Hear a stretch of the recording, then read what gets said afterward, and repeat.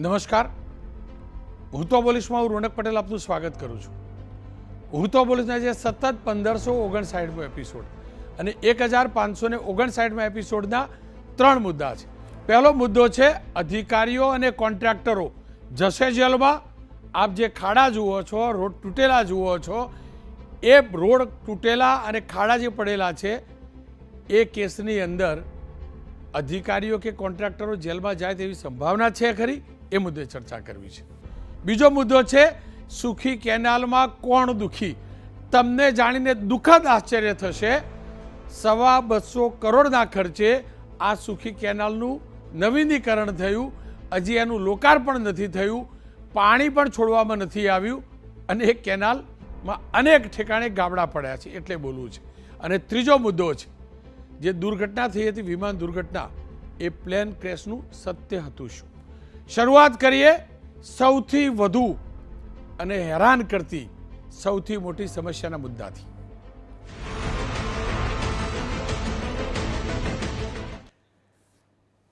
ઘરની બહાર નીકળો, સોસાયટીનો રસ્તો હોય, ગામનો રસ્તો હોય, નગરપાલિકાનો હોય, મહાનગરપાલિકાનો હોય, પંચાયતનો હોય, માર્ગ મકાનનો હોય કે નેશનલ હાઈવે હોય, ક્યાં સુધી કે એક્સપ્રેસ હાઈવે હોય, તમામ ઠેકાણે ખાડાનું સામ્રાજ્ય છે. રસ્તા શોધવા પડે છે, હાડકાં આપણા તૂટે છે. તમામ લોકો હેરાન થઈ રહ્યા છે. છેલ્લા અઠવાડિયા 10 દિવસથી એબીપી અસ્મિતા સહિત તમામ માધ્યમો આ સમસ્યાને વાચા આપે છે. તમામ લોકોનું કહેવું એમ છે કે જવાબદારી નક્કી થવી જોઈએ અને અધિકારીઓ હોય કે કોન્ટ્રાક્ટરો, તેમના વિરુદ્ધ જબરજસ્ત કાર્યવાહી થવી જોઈએ, જેમને અથવા ભ્રષ્ટાચાર કર્યો હોય અથવા બેદરકારી દર્શાવી હોય. અને એટલે જ આ મુદ્દો ઉદ્ભવ્યો છે. પણ આ મુદ્દાની ચર્ચા કરું, મુદ્દા ઉપર આવું એ પહેલાં આ અધિકારીઓ કેટલા બેદરકાર છે અથવા તો કેટલી અનાવડતવાળા છે ને તેનો સૌથી મોટો પર્દાફાશ કરવા જઈ રહ્યો છું. મહેસાણાની બહાર નીકળીએ ત્યારે સર્કલ આવે છે અને આ સર્કલ ઉપર બનેલો આ બ્રિજ જોજો, આખો બ્રિજ બની ગયો છે. આખો બ્રિજ બની ગયો, ઓવરબ્રિજનું કામકાજ થઈ ગયું. આ હાઈવે છે મહેસાણાને અમદાવાદ સાથે જોડતો સ્ટેટ હાઈવે છે, અને બીજી બાજુનો જે રોડ છે તે પાટણ ચાણસ્મા સાઈડથી આવતો રોડ છે અને આ એ સર્કલ છે. આ સર્કલ ઉપર બ્રિજનું કામ રોકાઈ ગયું. કેમ રોકાયું ગયું તમને જાણીને આશ્ચર્ય થશે. એના ઉપર જુઓ છો આપ, આ રોડ ઉપર આ જે જંકશન પોઈન્ટ આવે છે તે જ જગ્યાએ હાઈ વોલ્ટેજ લાઈન જાય છે, વીજળીની લાઈન જાય છે. હવે આપ ખાનગી 400 કેવીની ખાનગી કંપનીની વીજ લાઈન પસાર થાય છે. આખા બ્રિજની ડિઝાઇન થઈ હશે, ફિઝિબિલિટી રિપોર્ટ બન્યો હશે, ટેન્ડર બહાર પડ્યું, બધું થયું. સામાન્ય રીતે કોઈ રોડ કે બ્રિજ બનતો એટલે પહેલાં જમીન સંપાદન કરવામાં આવે, વચ્ચે કઈ આડાશો નડતર આવશે એ દૂર કરવાનું આયોજન કરવામાં આવે, પછી ટેન્ડર બહાર પડે. પણ અહીંયા જુઓ, આખો બ્રિજ બની ગયો અને હવામાં બાકીનો ટુકડો જે જોઈન્ટ છે લટકતો રાખ્યો, વચ્ચે પેલો થાંભલો જુઓ છો ને, એ 400 કેવીની ખાનગી કંપનીની લાઇટ જાય છે. પણ આ છે આપણા નફ્ફટ, નાલાયક અને બેધ્યાન અધિકારીઓ અને આખો વિભાગ. માર્ગ મકાન વિભાગની આનાથી મોટી મૂર્ખામી શું હોઈ શકે કે આખો બ્રિજ બની ગયો અને હવે જોઈન્ટ એટલે નથી કરી શકતા કે ઉપરથી લાઈન જાય છે. ભાઈ, થોડીક તો શરમ કરો, થોડાક તો આયોજન સારા કરો. હવે આ જ કારણ છે કે અનેક દુર્ઘટનાઓ સર્જાય છે. આ એક્ઝામ્પલ છે, આ નાનું ઉદાહરણ છે બેદરકારીનું. પણ હવે પૃથ્વીના ગોળાની જેમ ફરતા તમે આ દ્રશ્યો જોજો. પૃથ્વીનો ગોળો જેમ ફરે ને આખા ગુજરાતના નકશો જુઓ તમે, તો આખા નકશાની અંદર તમારે ગુજરાત શોધવું હોય તો સૌથી વધુ ખાડા હોય ત્યાં રોકાઈ જાઓ, ત્યાં કર્સર મૂકો એટલે સીધું ગુજરાત આવે. સરકાર ગુજરાતનો એક છેડો બતાવે કે જ્યાં રોડમાં ખાડા ના હોય અને જ્યાં રોડ શોધવો ના પડતો હોય. અને આ જ દ્રશ્યો તમામ ઠેકાણે છે. અને ગતિશીલ ગુજરાતમાં ગતિથી ખાડા પડી રહ્યા છે, બુલેટ ગતિથી રોડ ઉપર ખાડા પડી રહ્યા છે. ખાડા તો નાની વાત છે, જ્યારે આખાને આખા બ્રિજ તૂટી જતા હોય ત્યારે ખાડાની શું વિસાત. તમને ભારતમાલા પ્રોજેક્ટ, માત્ર ગુજરાત સરકાર કે માર્ગ મકાનને કહું એટલું જ નહીં, નીતિન ગડકરીજી જે ગાય વગાડીને કહે છે એમનો ભારતમાલા પ્રોજેક્ટના વિડીયો જોજો. ભારતમાલા પ્રોજેક્ટની દુર્દશા જોજો. અગાઉ હું રજૂ કરી ચૂક્યો છું. કોન્ટ્રાક્ટરોએ કરેલી ભ્રષ્ટ કામગીરીના કારણે જ પ્રથમ વરસાદે આ આખો રોડ, આખો ભારતમાલા પ્રોજેક્ટ તૂટી ચૂક્યો છે. શરૂઆતના 4 મહિના જ થયા, સાંતલપુરથી સુઈગામ વચ્ચેનો 30 કિલોમીટર રસ્તો ધોવાયો, રસ્તા ઉપરથી ડામર ઉખડી ગયો અને આખો રસ્તો ઉખડી ગયો. આ ગુણવત્તા તમે સમજી શકો છો. સાંતલપુરથી સુઈગામ થરા વચ્ચેનો હાઈવે પ્રથમ વરસાદમાં કેવી રીતે ધોવાયેલો હતો. 3 જુલાઈના રોજ એબીપી અસ્મિતા અહેવાલ પ્રસારિત કર્યો. ત્યારબાદ હાઈવે ઓથોરિટી એટલે કે ગડકરીજી સુધી સમાચાર પહોંચ્યા અને વિભાગ દોડતો થયો અને રિપેરિંગનું કામકાજ શરૂ થયું. હાઈવે ઓથોરિટીએ તાત્કાલિક બિસ્માર હાઈવેના મોટરેબલ રસ્તા કરવાની કાર્યવાહી શરૂ કરી અને એ જ હાઈવે ઓથોરિટીને એ જ ઓથોરિટી છે જેને ગયા અથવા એના આગલા ચોમાસામાં પાલનપુરનો એક ફ્લાયઓવર બ્રિજ અમે બતાવેલો. સ્વિમિંગ પુલ જેવી હાલત થઈ ગયેલી ફ્લાયઓવર બ્રિજની વચ્ચોવચ્ચ. ફ્લાયઓવર બ્રિજ 25-30 ફૂટ ઊંચો હોય અને એના ઉપર પાણી ભરાય એટલા માટે કે પાણી નિકાલ માટેની પાઇપલાઇન જ ભૂલી ગયા હતા. આ સ્થિતિ છે. આ અધિકારીઓ કેટલા બેદરકાર છે એનું ઉદાહરણ છે. હવે ખાડા કેવા પડે છે. અમદાવાદની વાત કરી લો. સ્માર્ટ સિટીની વાર્તાઓ કરનારું આ શહેર. અહીંયા સિઝનમાં માત્ર 14 ઇંચ વરસાદ વરસ્યો છે. 1 જૂનથી 5 જુલાઈ સુધી 35 દિવસમાં સ્માર્ટ સિટીમાં 4600 ખાડા પડ્યા છે અને આ તો સરકારી આંકડો છે. મુખ્યમંત્રીના આદેશ બાદ ખાડા પૂરવાની કામગીરી શરૂ થઈ છે. કોર્પોરેશનનો દાવો છે કે આ કાર્યવાહી શરૂ કરી છે. એએમસીના દાવામાં કેટલો દમ છે તો શહેરીજનો જાણે છે. કારણ ગમે તે હોય, ખાડાનું પુરાણ શરૂ થયું છે. રાહતની વાત છે, જોકે હજુ પણ અનેક રસ્તા ડિસ્કો રોડ છે. આ જ પ્રકારની સ્થિતિ સુરતના વરાછામાં પણ છે. ખુદ ત્યાંના ધારાસભ્ય વરાછાના કુમારભાઈ કાનાણીએ પણ રોષ વ્યક્ત કર્યો છે. એ પણ દુઃખી છે, એમનું દુઃખ વ્યક્ત કર્યું છે. એ પણ સાંભળી લો. એની જવાબદારી છે તંત્ર, વહીવટી તંત્રની. શાસક હોય, ચૂંટાયેલો પ્રતિનિધિ હોય, રોડની માગણી કરે, શાસકો રોડ મંજૂર કરે, પણ રોડ બનાવે કોણ? એનું સુપરવિઝન કરે કોણ? કેવો બન્યો છે એની જવાબદારી કોની? એટલે રોડ બનાવવાની જેની જવાબદારી છે, જેની સાર સંભાળ રાખવાની જવાબદારી છે, એ તંત્ર છે, વહીવટી તંત્ર છે. એટલે જે કંઈ રોડ ધોવાય છે કે ખાડાઓ પડે છે એનું કારણ અને એની જવાબદારી એ બંને વહીવટી તંત્રની છે, હું ચોક્કસપણે માનું છું. સામાન્ય નાગરિક પણ કહે છે કે અમે તમામ પ્રકારના ટેક્સ ભરીએ છીએ તો અમને રસ્તા સારા મળવા જોઈએ. નાગરિકો કહે છે કે જેને ખરાબ રસ્તો બનાવ્યો એને સજા થવી જોઈએ. નાગરિકો કહે છે અધિકારીઓને પણ સજા થવી જોઈએ, પણ ક્યારેય સજા ક્યાંય થતી નથી. આ તમામની વચ્ચે વલસાડ કલેક્ટરે એક અદ્ભુત પોસ્ટ કરી છે. સોશિયલ મીડિયા પર એક નોટિફિકેશન જાહેર કર્યું છે અને એમના નોટિફિકેશન પ્રમાણે Ahmedabad Mumbai national highway number 48 પર જે ખાડા પડ્યા છે અને અકસ્માતો થાય છે, આ સંજોગોમાં જો કોઈ અકસ્માત થયો અને કોઈનું મોત થયું તો કોન્ટ્રાક્ટર સામે માનવ મૃત્યુનો ગુનો નોંધાશે. સાથે 10 દિવસમાં નેશનલ હાઈવે 48ના ખાડા સમારકામનો આદેશ પણ કર્યો છે. જિલ્લા કલેક્ટરે આદેશ ભંગ બદલ કલેક્ટર સામે કાર્યવાહી કરવા માટે પીએસઆઈ કે ઉપલા અધિકારીઓને સત્તા સોંપી છે, જેમાં 2 વ્યક્તિઓના મોત થયા તો અને અગાઉ એટલે કર્યું કે ખાડાના કારણે અહીંયા જ અગાઉ 2 વ્યક્તિઓના મોત થયા હતા, કેટલાક લોકો ઇજાગ્રસ્ત થયા હતા. વલસાડ જિલ્લા મેજિસ્ટ્રેટે આ હુકમ એકતરફી રીતે બહાર પાડ્યો છે, કારણ કે તાત્કાલિક કાર્યવાહી વિના નાગરિકોની જાનહાનિ થતી રોકવી સંકેત નહોતું. પ્રશાસને સ્પષ્ટ કર્યું છે, વલસાડ પ્રશાસને, કે હવે કોઈ ગડબડી નહીં ચાલે. પણ એની અંદર વાત ખાલી કોન્ટ્રાક્ટર પૂરતી જ છે, અધિકારીઓ પૂરતી નથી. અને એટલે જ લાગ્યું કે આ પ્રકારે હવે ચર્ચા જરૂરી છે. મહીસાગરની અંદર આ જ પ્રકારે પહેલીવાર નેશનલ હાઈવે ઓથોરિટીને 20 દિવસમાં ₹10,000નો દંડ ફટકાર્યો છે. હવે 10,000 રૂપિયાનું શું આવે એ આપણે જાણીએ છીએ, પણ જે કેન્દ્રીય પરિવહન મંત્રી છે, જેમને હાઈવેના મિનિસ્ટર, ફ્લાયઓવરના મિનિસ્ટર કહીએ છીએ, ગડકરી સાહેબ, એમને એક ખાનગી મીડિયા હાઉસના કાર્યક્રમમાં ગયેલાના ઇન્ટરવ્યૂમાં કહ્યું છે કે અકસ્માત એક વસ્તુ છે અને કામ કરતી વખતે છેતરપિંડીનો ભોગ અને કૌભાંડ અલગ વસ્તુ છે. જો કોઈ જાણી જોઈને ભૂલ ન કરી હોય તો તેને માનવ સહજ ભૂલ હોય તો તેને માફ કરી દેવા જોઈએ, પણ જાણી જોઈને ભૂલ કરી હોય તો તેમના વિરુદ્ધ કાર્યવાહી થવી જોઈએ. ગડકરીએ પણ સ્પષ્ટ કર્યું કે ગડબડ કરનારાઓને હું છોડતો નથી. હવે હું કોન્ટ્રાક્ટર અને અધિકારીઓની પાછળ પડી જઈશ. રોડ રસ્તા મારા દેશની સંપત્તિ છે, તેની સાથે કોઈ સમાધાન નહીં કરું. દેશનો એક એક રસ્તો મારા ઘરની દિવાલ સમાન છે. મને જેટલી ચિંતા મારા ઘરની છે એટલી જ રોડની છે. કાશ ગડકરીજી તમારી વાત તમારા વિભાગના અધિકારીઓએ સાંભળી હોત તો આ સ્થિતિ ના થઈ હોત. આ ભારતમાલામાં કોની ધરપકડ થઈ એવા સમાચાર આવ્યા નથી.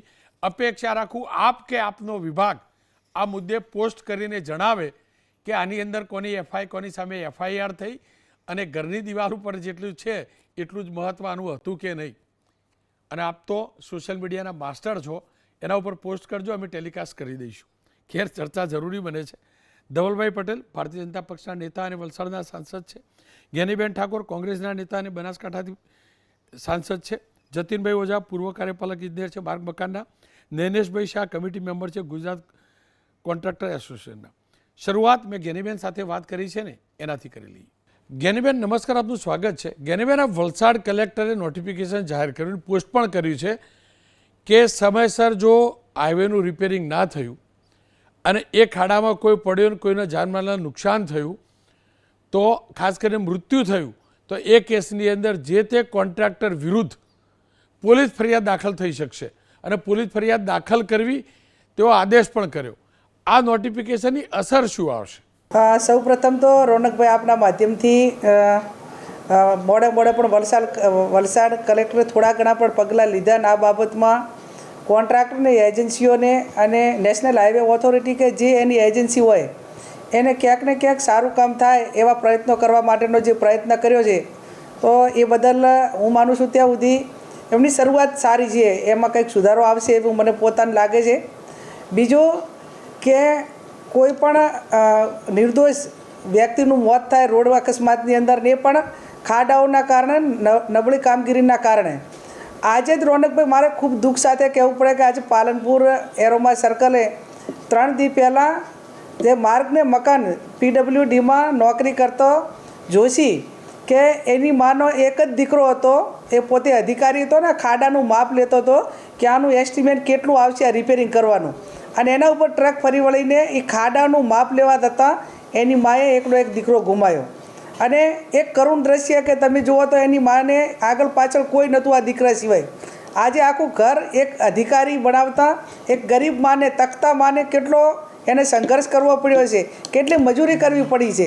અને એક માત્ર અધિકારી પોતે ખાડાઓનું માપ લેવા જાય અને એની અંદર એ અકસ્માતની અંદર મૃત્યુ પામે એ હું માનું ત્યાં સુધી એ કરુણ ઘટના ગણી શકાય. બીજું કે સમગ્ર નેશનલ હાઈવે ઓથોરિટી હોય, સ્ટેટ હોય કે પંચાયત હોય, એના અલગ અલગ જે 3 વિભાગની અંદર જે રોડની કામગીરી કરવામાં આવે છે એમાં માર્ગ અને મકાનની પંચાયત છે તો આજથી 3 વર્ષ પહેલાં 45 લાખ રૂપિયા 1 કિલોમીટર રોડ બનતો. એ વર્તમાન સમયની અંદર 2022 કે 23ની અંદર એ સારું સુધારી અને કદાચ 10% સુધારે, 20% સુધારે, પણ સરકારે ડાયરેક્ટ 45 લાખના 90 લાખ 1 કિલોમીટરના કરી નાખ્યા. અને 90 લાખ કરવા છતાં પણ એની જે કામગીરી છે એની ક્વોલિટી મેન્ટેન ન થતી હોય તો હું માનું છું ત્યાં સુધી આમાં માત્ર એજન્સીઓ જવાબદાર નથી, સરકારમાં બેઠેલા અધિકારીઓ, સરકારમાં બેઠેલા જે લોકો, જે ઓથોરિટી ધરાવતા. અને હું તો એમ માનું છું કે આટલી નબળી કામગીરી રોડો માટેની આ વર્તમાન સરકારની અંદર થઈ રહી છે. તમે એમ માનો કે આના કરતાં તો અંગ્રેજોએ જે કંઈ ડેવલપિંગ કર્યું છે ને તો આટલા વર્ષો થયા તો પણ ક્યાંક ને ક્યાંક એ સારું કામ આપણે એમ કહીએ છીએ કે અંગ્રેજો આ દેશને લૂંટીને ગયા પણ કંઈક સારું કરીને ગયા. આ તો વર્તમાન અંગ્રેજો એ પહેલાં બહારથી આવેલા અંગ્રેજો કરતાં પણ દેશ પ્રત્યેની એની જે કંઈ ભાવના હોવી જોઈએ એ પહેલાં અંગ્રેજો કરતાં પણ ખરાબ છે, આવું મારું પોતાનું માનવું છે. જે કલેક્ટરે નોટિફિકેશન જે બહાર પાડ્યું છે અને એમને કંઈક દંડ કરવા માટેની વાત કરી છે એ એટલા જ પગલાં પૂરતા નથી. આની ક્વોલિટીમાં જે નીચે કરીને અનેક પ્રકારનું આ રોડોની અંદર આવતું હોય છે મટીરિયલ, એની અંદર કપચી આવે, સિમેન્ટ આવે, ડામર આવે, અલગ અલગ રેતી કે જે હોય એ આ તમામ આઇટમમાં એક નવી આઇટમ એડ થઈ છે અને એનું નામ છે કમિશન. એટલે આ જે કમિશન પ્રથાથી કરીને જે આ એક હવે એને એક રાબેતા મુજબનો વ્યવહાર ગણી દીધો છે અને એ પણ અનલિમિટેડ કે જેની કોઈ હદને મર્યાદા નહીં. અને એના હિસાબે તમે એમ જુઓ કે એક દુર્ઘટના એને મહિનો થતોય નથી અને બીજી દુર્ઘટના એ આ રીતે થઈ અને નિર્દોષ લોકોના જીવ લે છે. જ્ઞાનીબેન, રિપેરિંગ ચાલુ થયું કે નહીં? મેં પ્રસારિત કરેલું એ રિપેરિંગ ચાલુ થયું કે નહીં? આ એટલે તમે પ્રસારિત કર્યું હતું રોનકભાઈ, તમને અભિનંદન. પણ તમને એમ નહીં લાગતું કે આ 1 કિલોમીટરના 40 કરોડ ખર્ચેલા હોય અને એની અંદર એ આ રસ્તો આ હદે ખરાબ થઈ જાય? એટલે એનું કારણ શું કે જ્યાં માત્ર તમે 10,000ની કરોડો રૂપિયાનો ભ્રષ્ટાચાર કરે અને તમે 10,000 રૂપિયા દંડ, એટલે શું એને દંડ કહેવાય? એ તો હામી મસ્કરી કહેવાય. હું એમ માનું છું કે જે એની એજન્સી હોય બ્લેક લિસ્ટ પૂરતું નહીં, પણ જે એજન્સી હોય એના જે માલિકો એને જેલમાં નાખવા જોઈએ. અને આમાં નાના નહીં, પણ ઉપર જે અધિકારીની ચેનલ આવતી હોય એથી કરીને ટોટલ ઉપરના અધિકારીઓને જેલમાં મેળવા જોઈએ. આ તો દુર્ઘટના બને એટલે તલાટીને જેલમાં મૂકવાનો, જે એજન્સી છે એને બ્લેક લિસ્ટમાં, એ નહીં એજન્સીના સભ્યોએ બીજી કંપની બનાવી અને બીજા દિવસે કામ ચાલુ કરે. આ એક આ પ્રણાલિકા છે. પણ જ્ઞાનીબેન જુઓ, તમે આ અધિકારીઓને જેલમાં પૂરવા જોઈએ સાચું, જેને ચોરી કરી છે જેલમાં જો, પણ એ ચોરીના ભાગીદાર નેતાઓ પણ તો હોય છે. તો એકલા કોન્ટ્રાક્ટરની તો હાલત પેલા વાલિયા લૂંટારા જેવી, અધિકારી મલાઈ લઈ જાય, નેતા મલાઈ લઈ જાય, અને કોઈ એમને કહેતું કે નેતાને જેલમાં પૂરી કાઢો. આ રોનકભાઈ, આ દેશના બંધારણની અંદર ડેમોક્રેસી અને બ્યુરોક્રેસી આ બે છે ને, તો એ ડેમોક્રેસી તો એ સ્વતંત્ર છે, અને કદાચ આ બ્યુરોક્રેસી એ લાખો કરોડો રૂપિયા લોકોના ટેક્સના પૈસા આપીને પેરેલલ અધિકારીઓને શા માટે રાખવામાં આવ્યા છે કે દેશના વહીવટ ઉપર સંપૂર્ણ ડિપાર્ટમેન્ટ વાઇઝ એ તમામ ખાતાના અધિકારીઓ પોતે જવાબદાર એમાં એની અંદર ઠરશે. અને એની પાછળ જે રીતે એને બધું સરકાર તરફથી આપવામાં આવે તો એની સરકારની મિલકત ઉપર કે એના ઉપર એને પોતાને વોચ રાખીને સંપૂર્ણ વફાદાર માટે એને ડેમોક્રેસી રીતે અધિકારો મળેલા છે. એટલે નેતાઓ ક્યાંક ખોટું કરાવતા હોય તો કોઈ અધિકારી જેલમાં થતો હોય એટલે તો ચોક્કસથી કહે છે કે ભાઈ હું આ નેતાના કહેવાથી મેં ખોટું કર્યું છે.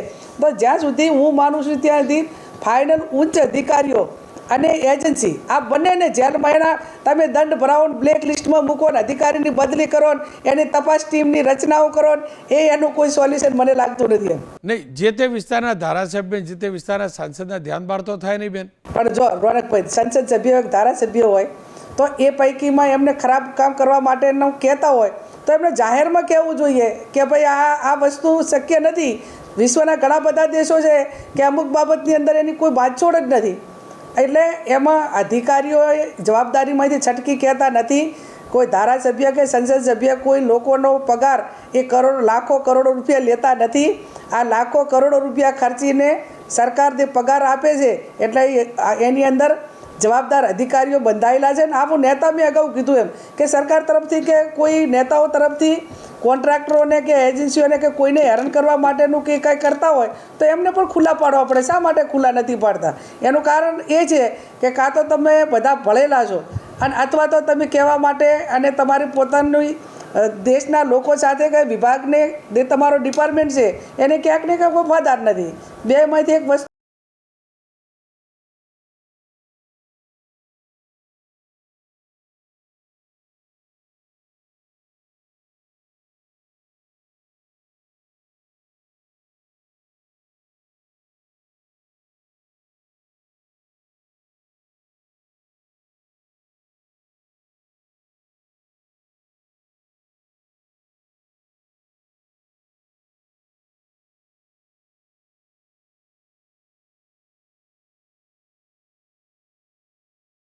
નૈનેશભાઈ, હવે તો કોન્ટ્રાક્ટરો જેલમાં જશે. આ જેલમાં જવા એકલા કોન્ટ્રાક્ટરો જવા જોઈએ કે અધિકારીઓ સાથે જવા જોઈએ કે કમિશન લેનારા નેતાઓ પણ જવા જોઈએ? જેલ આપે પ્રશ્ન સરસ ઉઠાવ્યો છે આજે. મને આનંદ છે કે આટલા તમે લોકો એક્ટિવ છો આ મુદ્દા માટે. પણ પ્રશ્ન સમજવાની જરૂર છે કે રોડ બને કઈ રીતના. રોડ બનાવવા માટે 3 મુદ્દા મહત્ત્વના છે. પહેલું ડિઝાઇન, બીજું બજેટ અને ત્રીજું સુપરવિઝન. ડિઝાઇન બનાવવા માટે તમે એક સિમ્પલ એક્ઝામ્પલ આપું તો એની ટોપોગ્રાફી જોવી જોઈએ, એના IS કોડ પ્રમાણે થાય ડિઝાઇન, એ જરૂરી છે. હવે મારા ગામમાં સ્ટેટ હાઈવે હોય, વિલેજ રોડ હોય, નેશનલ હાઈવે હોય, દરેકની ડિઝાઇન અલગ અલગ હોય. હવે જ્યારે વિલેજ રોડ હોય તાલુકા લેવલનો અને એમાં 10 ટન 15 ટનનું વજનની ડિઝાઇન કરેલી હોય અને અત્યારે કપચીના 40 અને 50 ટનના ટ્રકો ચાલતા હોય, ત્યાં કોન્ટ્રાક્ટર શું કરે? બીજી વાત, એક પ્રશ્ન એવો છે કે જ્યારે ભાજપ અને કોંગ્રેસ સરકાર કરતાં આ ધારાસભ્યો ખાસ ધ્યાન રાખવા જેવું છે કે જ્યારે બજેટ આવે ત્યારે 100 કરોડ રૂપિયા બજેટ ફાળવ્યા ફોર એક્ઝામ્પલ, તો 100 કરોડમાં એક રોડ બનાવવા માટે તાલુકા પંચાયતનો તો 5 કરોડ રૂપિયા ખર્ચો થાય, તો 20 કિલોમીટર રોડ બને. હવે દાખલા તરીકે એ રોડ બનાવવા માટે તમારે અત્યારે 8 કરોડ રૂપિયાનો ખર્ચો થતો હોય તો 12 કિલોમીટર રોડ બને. હવે એ 12 કિલોમીટરની જગ્યાએ એ લોકોને 20 કિલોમીટર 25 કિલોમીટર રોડ બનાવવો હોય તો કઈ રીતના થાય? એટલે ક્વોલિટી માટે તમારે એનો ફંડ બજેટ ફાળવવું પડે અને બજેટ ફાળવવા જાઓ તો રોડ ઓછા થાય, લંબાઈ રોડની ઓછી થાય છે, તો પાછા પ્રશ્નો ચાલુ થાય છે. એટલે આ બધા ત્રિભેટીમાંથી સોલ્યુશન લાવવું એ બહુ મહત્ત્વનું છે. એટલે એ સોલ્યુશન ના આવે ત્યાં સુધી બીજું કંઈ થાય નહીં. અને તમે જ કહો છો કે અમદાવાદના રોડ, અમદાવાદમાં એક હું તમને સિમ્પલ એક્ઝામ્પલ બતાવું તો સીજી રોડ જુઓ તમે, આ જ કોન્ટ્રાક્ટરોને આ જ સરકારે બનાવેલો છે. 20-25 વર્ષ 30 વર્ષ થયા હશે. આજે સીજી રોડમાં આટલા બધા વરસાદ પડે, આટલું બધું થયું, ત્યાં નહીં તૂટ્યો, બીજા કેમ તૂટ્યા? એટલે તમારે ડિઝાઇનના પ્રોબ્લેમ છે, કન્સલ્ટન્ટોને ત્રાસ થાય છે, ડિઝાઇનની સ્ટડી નથી થતો, બધા પ્રશ્નો, બજેટ નથી આવતું. એટલે એ બધા ક્રાઇટેરિયા જોવા જોઈએ. તમે લો બજેટના ટેન્ડરો બહાર પાડો, એ બધા લો બજેટ ટેન્ડરો મંજૂર ના થવા જોઈએ. એ બધા પ્રશ્નો બહુ મોટા છે. એટલે પ્રશ્ન ખાલી કોન્ટ્રાક્ટરનો હોય કે અધિકારીનો નહીં, પ્રશ્ન નહીં, ઊંડાણમાં જાઓ તો ખબર પડે કે નથી થતું એવું નહીં, બધું જ સારું થાય. સીજી રોડ હજી આજની તારીખમાં આટલા બધા વરસાદ પછી સીજી રોડ ક્યારેય તૂટ્યો નથી. એટલે એવું કંઈ નથી, આ જ કોન્ટ્રાક્ટર હોય, બીજા રોડ કરે, આ જ રોડ કોન્ટ્રાક્ટર હોય, એ સીજી રોડે બનાવેલો છે. એટલે કોન્ટ્રાક્ટરનો વાંક કાઢો. કોન્ટ્રાક્ટર ચોક્કસ એ સેવા કરવા તો નથી જ આવેલો, એ બી બિઝનેસ લઈને આવ્યો છે. એના હા, એ પ્રોફિટમાં વધારે ખોટું કરતો હોય તો એ નિર્દોષ ગુનેગાર છે. પાસ તો એને કોન્ટ્રાક્ટરના ઘરના ખર્ચા નીકળે એવો ખરાબ. પણ તો ભાઈ બનાવવાના જોઈએ, ના પાડી દે અમે કામ નહીં કરીએ તો આટલા ધંધા- ના પોસા ના કરવું જોઈએ. તો એ તો પ્રશ્ન છે ને, એ પ્રશ્ન એ જ સમજવાનું જરૂર છે કે એ પ્રશ્ન અમે તો હું દાખલા કોઈ બી જગ્યાએ જાઉં તો ઓથોરિટીએ જોવાનું હોય કે એ ઓથોરિટી ટેન્ડર આ દાખલા તરીકે 100 રૂપિયાની પેન આવતી હોય અને 10 રૂપિયાની પેન આપવા જાય તો કઈ રીતના લેવાની હોય? પણ એમને તમારે આપવી જ ના જોઈએ ને. તમે શું કરવા લો કામ, મને સમજાવો. અમારે તો અમે ધંધો લઈને બેઠા, દુકાન ખોલી હોય, કોઈ વ્યક્તિ દુકાન કોઈ રિલાયન્સ વાળા કોમ્પિટિશનમાં દાખલા ગામના વેપારીઓ બધા દુકાનો ખોલતા હોય, દુકાનો બંધ કરી દે. પણ આ મોલ તો આવ્યો પછી એમને તો પછી જેલમાં બંધ તમે જ થશો. લો ને જેલમાં જવાનું કલેક્ટરે જે કહ્યું નોટિફિકેશન, એ તો જેલમાં અત્યારે અમારી કલમો તો છે જ અત્યારે. એ જેલમાં જવું અમારા માટે છે, પણ એ કલમો એના માટે અમારે તો અમારે માનવ વધનું કલમ મૂકેલી છે અમારા ઉપર, તો કોન્ટ્રાક્ટર ઉપર તો એ તો એ બી ખરાબ કલમ મૂકેલી છે. ડોક્ટરો દાખલા તરીકે ડોક્ટરો જ્યારે ઓપરેશન થિયેટરમાં જાતે ઓપરેશન કરતો ડોક્ટરની વાત આખી અલગ છે મોટા ભાઈ. જુઓ પણ આની અંદર હું તમને કહું, તમે જો કોઈ મરી જાય તો તમે એના માટે જવાબદાર ગણાતા હોય તો પછી એવો વેપાર શું કરવા કરવો? ન પોસાય એવો વેપાર થોડો કરવાનો હોય.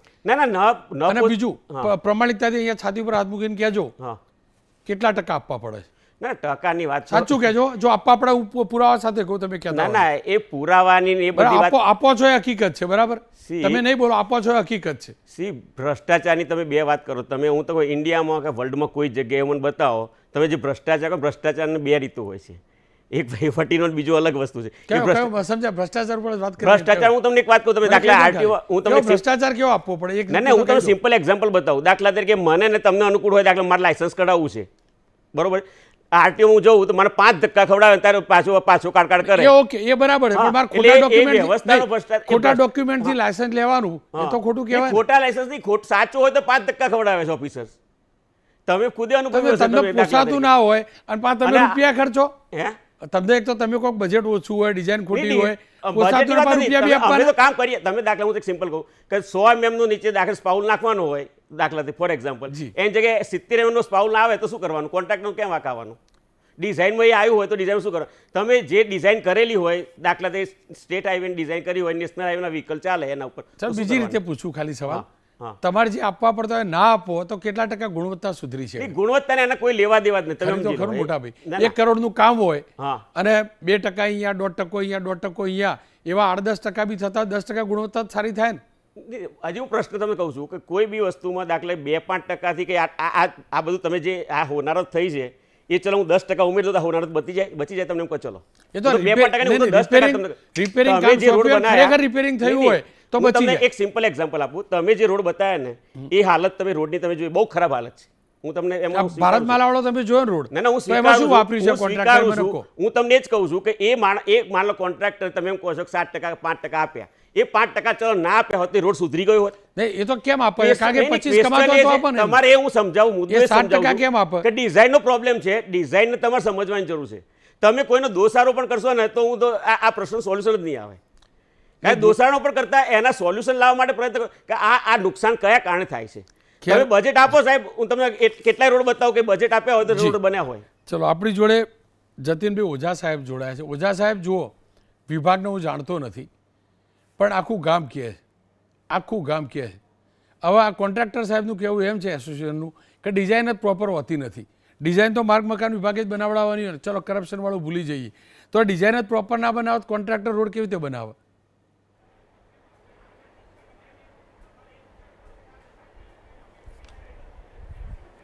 જતીનભાઈ. જી નમસ્કાર. જી રોનકભાઈ, ખૂબ ખૂબ અભિનંદન. જી આપનો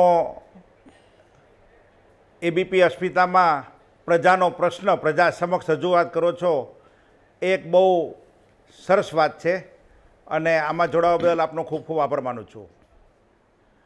હવે વાત પહેલી મહેસાણા પુલની.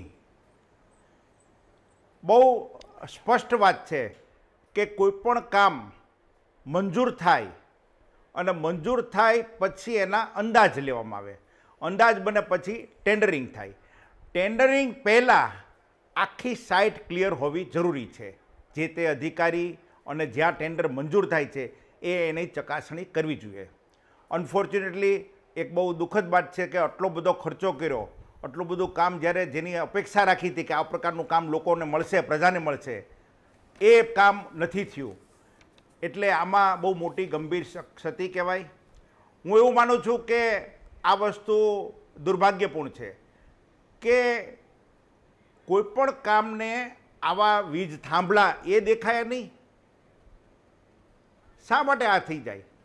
બીજી વસ્તુ નૈનેશભાઈની હતી, એમાં હું એક સુધારો કરીશ કે કામ છે ને એ મંજૂર કરવામાં આવે એમાં એની ડિઝાઇનિંગ કરવી જોઈએ, એની સાથે હું સહમત છું.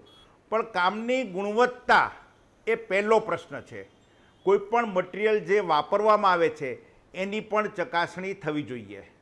ડામર છે તો ડામર, પછી કપચી છે, ગ્રીટ છે કે કોઈ પણ વસ્તુ, જે કંઈ વસ્તુ મટીરિયલ વાપરવાનો હોય છે, કારણ કે એના જે સોર્સમાંથી લેવામાં આવે છે એ પ્રોપર છે, એની ક્વોલિટી જળવાઈ શકે છે અને એ પ્રમાણે એનો ઉપયોગ થાય છે. કોન્ટ્રાક્ટર અને એન્જિનિયર એ બંને સાયકલના બે પૈડા જેવા છે. એટલે બંને સાથે મળી અને સરસમાં સરસ સુંદર કાર્ય થાય એવું એને આયોજન કરવું પડે. બીજું કે આ બંને ઉપર શિક્ષા પણ થવી જ જોઈએ. જો ઠપકો આપવાથી કે કામની પહેલાંથી આપણે નહીં ચાલે, કારણ કે સુધારવા માટે બંનેને અવકાશ આપવો પડશે. હું એવું માનું છું કે સેલ્ફ ડિસિપ્લિન થાય, કારણ કે આ પ્રજાના પૈસા છે. પ્રજા ઉપર અત્યારે જે છાપ પડી રહી છે એ ખૂબ દુઃખની વાત છે. લોકો ઠેર ઠેર એકદમ આક્રોશ વ્યક્ત કરે છે. આજે મેં જ્યારે મારી પોસ્ટ મૂકી ત્યારે બધાએ કીધું કે સાહેબ ખૂબ કડક ભાષામાં બોલજો. મેં કીધું કડક ભાષા નહીં, પણ પોતે જ તે જાગૃત થઈ કોન્ટ્રાક્ટર અને અધિકારી બંને સાથે ભેગા મળીને એવું કામ કરે કે લોકો બોલે કે ભાઈ જો આ સાહેબ હતા ને આ કામ થયું છે. હું એવી અપેક્ષા રાખું છું. અને તજજ્ઞો પણ જોઈએ, કામનું વારંવાર ટીપીઆઈ થર્ડ પાર્ટી દ્વારા ઇન્સ્પેક્શન પણ થવું જોઈએ. આવી ગંભીર ક્ષતિઓ ચાલે જ નહીં. અને ક્ષતિ થોડી ચાલે, આવડી મોટી ચાલે. National highway authority of India જેણે આટલા કેવા સ્વપ્નથી કામ કર્યું હશે. વલસાડ કલેક્ટરે કીધું એ ક્યારે એનો આક્રોશ છે, લોકોએ એની ફરિયાદ ક્યારે કરી હશે. એટલે એને માટેથી ને બધાએ ચિંતા કરવાની જરૂર છે. સૌથી પહેલાં ગુણવત્તા સુધારવી પડશે. બીજી વસ્તુ ડિઝાઇનિંગ પ્રોપર કરવી પડશે અને ક્વોલિટી ઓફ વર્ક હશે તો આ પ્રશ્ન હળવો થશે. અત્યારના છે ને પેલી વાત કરી સીજી રોડની, હું એગ્રી છું, ચાલો, પણ આ વસ્તુ અત્યારે જે ડામર વાપરવામાં છે એની પણ ગુણવત્તા જુઓ. મટીરિયલ વપરાવો છે એ વપરાય છે પૂરેપૂરો કે નહીં. એકચ્યુઅલી સરફેસ સીલ થવી જોઈએ, એ થતી નથી. એટલે પછી એમાં પોર્સમાં પાણી આવે અને એને લીધે કપચીને બધી છૂટી પડી જાય છે અને ખૂબ જ ક્વોલિટી નબળી છે એવું આપણને સાબિત થાય છે. જતીનભાઈ, આપનો ખૂબ ખૂબ આભાર. તમારા જેવા જ એક મિત્રે મને તો એ પણ કહેલું કે વચ્ચે કોઈનો લાગતો ઓળખતો મળતી હતો, એને ફાયદો કરાવવા માટે બિટુમીન એટલે કે ડામર ઇમ્પોર્ટ કરવાનું ચાલુ કરાવડાયું અને પછી પાછો ઉબાળો થયો ખબર પડી એટલે પાછું બંધ બી કરાવડાવ્યું અને પેલા જોડેથી જ લેવાનું. આ બધા ખેલ ચાલતા હોય એટલે આવું જ થાય. આ હકીકત છે. જોકે એની મારી પાસે પુરાવા નથી, પણ આ હકીકત હશે જ, મને ભરોસો છે, કારણ કે હું સિસ્ટમને જાણું છું. ધવલભાઈ વલસાડના સાંસદ છે. એક એવા સાંસદ છે કે જ્યારે પણ અમે અહેવાલ પ્રસારિત કર્યો ખુદ હાઈવે ઉપર ગયા, રાત્રે કામ કરાવડાયું. કલેક્ટર એમના જિલ્લાના જેને આ નોટિફિકેશન જાહેર કર્યું, એટલે જ મેં ધવલભાઈ સાથે વાત કરી છે, એ જોઈ લઈએ. ધવલભાઈ, વલસાડ કલેક્ટરે જે નોટિફિકેશન જાહેર કર્યું અને કોન્ટ્રાક્ટર્સને કેસ કરવા સુદ્ધાની જે ચીમકી આપી, એની શું અસર આવશે, કેટલું જરૂરી હતું અને તમને લાગે છે ખરેખર એ પ્રકારની કાર્યવાહી થશે? જી, સૌથી પહેલાં તો રોનકભાઈ કે આ એકદમ મહત્ત્વપૂર્ણ વિષય આપણા પૂરા ગુજરાતભરનો છે, કારણ કે જે અમદાવાદ મુંબઈ આપણો હાઈવે છે એ આપણા દેશમાં સૌથી બિઝીએસ્ટ હાઈવેમાંથી એક છે. અને આ અમને વકી હતી કે વરસાદના લીધે આપણો રસ્તો વકરશે અને પૂરા ગુજરાતમાં જે વલસાડમાં સૌથી વધારે વરસાદ પડે છે એના લીધે જાન્યુઆરીથી જ મેં પોતે અને સાથે સાથે અમારા ધારાસભ્ય શ્રી નીતિન ગડકરીજીને રજૂઆત કરી. જ્યારે વરસાદ પડ્યો અને રસ્તા ખરાબ થઈ ત્યારે અમે પોતે પણ ત્યાં સ્થળ પર જઈને નિરીક્ષણ કર્યું અને હાઈવેમાં સ્પીડથી ગતિથી કામ થાય એના માટે પ્રયાસ કર્યો. પણ જે પછી અકસ્માતો થયો અને જવાબદારી નક્કી ના થતી હતી એના કારણે મેં પોતે પણ અમારા કલેક્ટર સાહેબ સાથે મંથન કર્યું, વિચારણા કરી અને અમારા કલેક્ટર સાહેબે બહુ સારો નિર્ણય લીધો છે, જેમાં એમણે એવું કીધું છે કે હવેથી કોઈ પણ જાતનો અકસ્માત થાય કે રિપેરિંગ ના થાય તો એમને નવા નિયમના કાનૂનના તહત હાઈવેના અધિકારીઓ અને કોન્ટ્રાક્ટરના ખિલાફ એક્શન લેવામાં આવશે. આ રીતની જ્યારે જવાબદારી નક્કી કરવામાં આવે ત્યારે જ એ લોકો વધારે સિરિયસનેસથી કામ કરે. અને જ્યારે લગીને અમલવારીની વાત છે તો હું 100% અમે બધા મળીને સંકલન કરીને જ્યારે આવું ના થવું જોઈએ પણ થાય તો અમે કલેક્ટરશ્રી સાથે સંકલન કરીને જે પણ નિયમના તહત આમાં એક્શન લેવા જોઈએ 100% લેવડાવશું. ધવલભાઈ, માત્ર વલસાડ જ કેમ કે માત્ર હાઈવે ઓથોરિટીઝ કેમ, તમને નથી લાગતું તમામ સેક્ટરની અંદર અધિકારીઓની રિસ્પોન્સિબિલિટી અને કોન્ટ્રાક્ટરોની રિસ્પોન્સિબિલિટી ફિક્સ કરવાનો હવે સમય આવી ગયો છે? જી બિલકુલ રોનકભાઈ, મને એવું લાગે છે આ એક શરૂઆત હાઈવેથી થઈ છે, પણ દરેક સેક્ટરની અંદર, દરેક વિસ્તારની અંદર, દરેક વર્ગની અંદર આ રીતની હવે આપણે જ્યારે રિસ્પોન્સિબિલિટી અને જવાબદારી ફિક્સ કરશું ત્યારે જ મને એવું લાગે છે કે અધિકારીઓ અને કોન્ટ્રાક્ટર સારી રીતે કામ કરશે અને જવાબદારીપૂર્વક કામ કરશે. કારણ કે એમને ખબર હશે કે હવે જો કામ ના કરશું તો એમની જવાબદારી પણ નક્કી થશે ને એમના કાનૂનના તહત જે પણ એક્શન લેવાના હોય એ પણ એક્શન લેશે. એટલે એક સારું પગલું છે અને મને 100% ખાતરી છે અને હું સરકારમાં અનુરોધ પણ કરીશ કે આ દરેક આપણા ડિપાર્ટમેન્ટની અંદર આવી જવાબદારી નક્કી થવી જોઈએ. ધવલભાઈ, જો રોડ બનાવતા હોય અથવા કોઈ પણ બ્રિજ હોય તો એની ગેરંટી પીરિયડ પણ હોય છે, પણ સ્માર્ટલી અધિકારીઓ જે ક્લોઝ મૂકી દેતા હોય છે કે સપોઝ 3 વર્ષની એની જવાબદારી રિપેરિંગની, પણ પાછો એ ક્લોઝ હોય કે વચ્ચે બીજું કોઈ કામ થયું હોય તો એ વિસ્તારની જવાબદારી પૂરી થઈ જાય. આ જે સ્માર્ટનેસ વાપરે છે એને રોકવું કેટલું જરૂરી છે? કારણ કે એવો ક્લોઝ મૂકી દેવામાં આવે જેનાથી કોન્ટ્રાક્ટર માટે પણ છટકબારી થઈ જાય, અધિકારી માટે પણ છટકબારી થઈ જાય, પાછો ફરીથી રોડનું કામ કરવાનું પાછું ફરીથી ટેન્ડર આપવામાં આવે, નવો ખર્ચો થાય. જી બિલકુલ, જે આ જીતની તમે છટકબારીની વાત કરી કે આ રસ્તા બનાવે ત્યારે ડીએલપી ડિફેક્ટ લાયબિલિટી પીરિયડ લાગતો હોય છે ને એમાં કોઈ છટકબારી ના રહી જાય એના માટે આ વર્ષ મેં વિશેષ પ્રયાસ કર્યો છે કે જે એક્ઝિસ્ટિંગ રોડ પર ડીએલપી છે અને જે નવા રસ્તા બનવાના છે, નવી ટ્રીટમેન્ટ ચાલવાની છે એમાં ડીએલપીમાં આ રીતની કોઈ પણ છટકબારી ના હોય. આ છટકબારી આપણે બંધ કરી દઈશું તો કોન્ટ્રાક્ટરની આપણે જવાબદારી સારી રીતે નક્કી કરી શકશું ને કોન્ટ્રાક્ટર જ આ જે ડિફેક્ટ લાયબિલિટી પીરિયડ 3 વર્ષનો હોય કે કેટલા પણ વર્ષનો હોય એના અંદર કંઈ પણ રસ્તામાં કંઈ ખામી આવે તો એ લોકોએ જ આ વસ્તુ કરવું પડે. એના માટે વિશેષ પ્રયાસ અમે કરવાના છે. ધવલભાઈ, હાલ શું કરી શકાય? જો ચોમાસું ચાલુ છે, આખો નવું રીકાર્પેટિંગ કે રીસર્ફેસિંગ થવું શક્ય નથી. આ સંજોગોમાં સત્વરે લોકોને આ સમસ્યાથી રાહત મળે એ માટે કયા પ્રકારની કાર્યવાહી શક્ય બની શકે?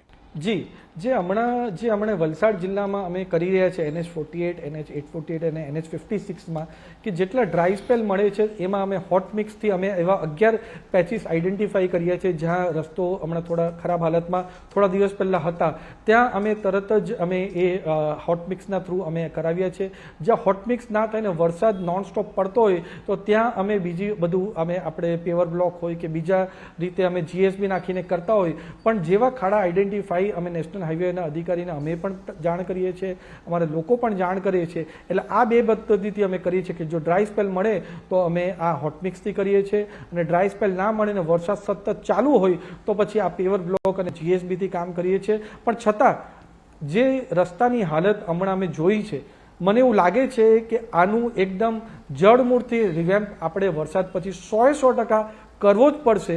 એના કારણે મેં આપણા નીતિન ગડકરી સાહેબને રજૂઆત કરી છે કે હમણાં આપણે રિપેરિંગ અને મેન્ટેનન્સ કરીએ પણ આવતા વર્ષે લોકોને હાલાકી ના ભોગવી પડે એના માટે આનું આપણે જે NH48 છે, 56 છે, 848 છે એમાં જે રસ્તો બની ગયો એની ઉપર વ્હાઇટ ટોપિંગ થવું જોઈએ અને પાછું રીસ્ટ્રેન્થનિંગ અને રીકાર્પેટિંગ થવી જોઈએ, જેનાથી આવતા વર્ષે આટલી વધારે તકલીફ ના પડે.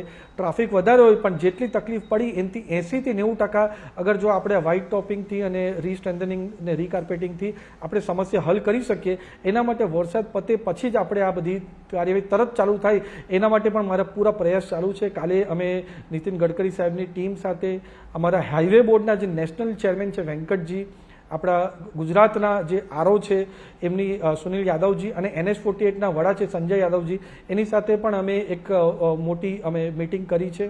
અને મિટિંગની અંદર પણ જે આપણે શોર્ટ ટર્મમાં આપણે લોકોને તરત આપણે કઈ રીતના રાહત કરી શકીએ એના માટે પણ પ્લાનિંગ થયું છે, અને લોંગ ટર્મ જે આ દર વર્ષે ખાડા પડે છે એને કઈ રીતના સુધારી શકીએ એના માટે પણ પ્રયાસ કરીએ છીએ. અને મને એવું લાગે છે કે ખાલી ફક્ત ને ફક્ત આવી મિટિંગમાં જ નહીં, પણ હું સાંસદ તરીકે કે પછી અમારા જન ચૂંટાયેલા પ્રતિનિધિ રસ્તા પર જઈને રસ્તા પર શું સ્થિતિ હોય એનો તાગ મળવે તો સારી રીતે આ થઈ શકે. અમારા કલેક્ટર સાહેબને બહુ સારો સાથ મળ્યો છે.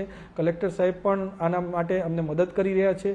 એટલે જ્યારે અધિકારીઓ, સરકાર, તંત્ર અને આપણા જન ચૂંટાયેલા પ્રતિનિધિ એક ટીમ તરીકે કામ કરશે તો 100% સફળતા મળશે એવું હું માનું છું. એક અંતિમ સવાલ, આપે આ ટીમની વાત કરી, હું માત્ર વલસાડ જિલ્લાની કે આ હાઈવે પૂરતી નથી કરતો, પણ આ જ ટીમ જનપ્રતિનિધિ, અધિકારીઓ અને કોન્ટ્રાક્ટર અથવા એન્જિનિયર્સ, આ ટીમ કડકી કરવાનું બંધ કરે, કમિશન પ્રથા બંધ કરે તો તમને નથી. કારણ કે કોન્ટ્રાક્ટર્સને પૂછીએ એટલે એમનું કહેવું એવું હોય છે કે અમારી હાલત વાલિયા લૂંટારા જેવી છે, અમે ટેન્ડર ભરીએ, બીજાનું રોકાણ એટલું કરીએ છતાં અમારા ઘરે નફો નથી આવતો, લાયબિલિટી અમારી વધી જાય.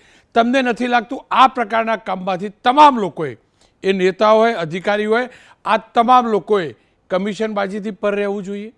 બિલકુલ, મારું 100% એવું માનવું છે કે ખાલી હાઈવે જ નહીં પણ સરકારના કોઈ પણ આપણા અધિકારી હોય કે કોઈ પણ ડિપાર્ટમેન્ટ હોય, આમાં આ રીતનું જે કાર્યવાહી કરતા હોય એ સંપૂર્ણપણે બંધ થવું જોઈએ. જો થતા હોય તો એમને રોકવા જોઈએ અને એની પર પણ કડકથી કડક કાર્યવાહી કરવી જોઈએ. ચાહે જન ચૂંટાયેલા પ્રતિનિધિ હોય, અધિકારી હોય, કોન્ટ્રાક્ટર હોય, આવી રીતની કામગીરી કરે તો એમની પર કાર્યવાહી કરવી જોઈએ. આ બંધ થશે તો આપણા દેશમાં જે વિકાસ નરેન્દ્ર મોદી સાહેબ ઈચ્છી રહ્યા છે એને સારી રીતે આપણે જમીન લગીને લઈ જશું. મેં સત્યો અને તથ્યો આપ સમક્ષ રજૂ કર્યા છે. નવું કશું મેં શોધ્યું નથી, નવું કશું પ્રસારિત નથી કર્યું. મેં જે પ્રસારિત કર્યું છે એ કોન્ટ્રાક્ટર્સ પણ જાણે છે, અધિકારીઓ પણ જાણે છે, કલેક્ટરો પણ જાણે છે, ગડકરીજી તો આના જનેતા છે, આખા હાઈવે એમને બનાવ્યા એ પણ જાણે છે. બસ આ બધા એટલું ભૂલી જાય છે એ જે પણ ખર્ચા થાય છે ને અમારા ટેક્સમાંથી થાય છે. અને હું ફરીથી કહું છું, તમે અમારી સેવા નથી કરતા, એ કોન્ટ્રાક્ટર હોય, અધિકારી હોય કે નેતા હોય.